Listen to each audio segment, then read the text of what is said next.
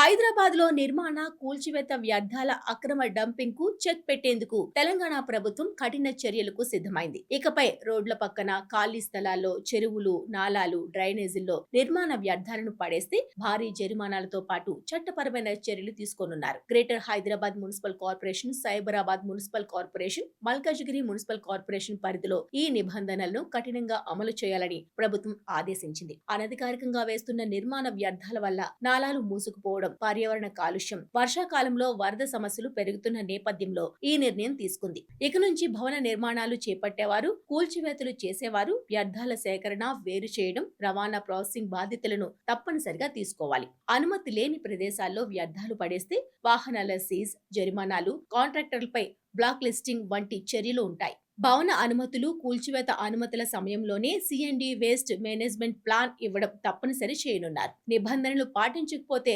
Occupancy certificate జారీపై కూడా ప్రభావం పడే అవకాశం ఉంది. ప్రభుత్వ ప్రాజెక్టులో రీసైకిల్ చేసిన నిర్మాణ వ్యర్థాల వినియోగాన్ని ప్రోత్సహించాలని కూడా నిర్ణయించారు. ముఖ్యంగా పెద్ద నిర్మాణాలు, రోడ్డు పనుల్లో రీసైకిల్ మెటీరియల్ వినియోగానికి ప్రాధాన్యం ఇవ్వనున్నారు. నిర్మాణ వ్యర్థాల నిర్వహణ కోసం శంషాబాద్, తూమ్కుంట, జీడిమెట్ల, ఫతుల్లాగూడలో అధికారిక ప్రాసెసింగ్ కేంద్రాలను ఉపయోగించాలని అధికారులు సూచించారు. హైదరాబాద్ వేగంగా విస్తరిస్తున్న నేపథ్యంలో నగర పరిశుభ్రత, వరదల నివారణ, పర్యావరణ పరిరక్షణ లక్ష్యంగా ప్రభుత్వం ఈ చర్యలు చేపట్టింది.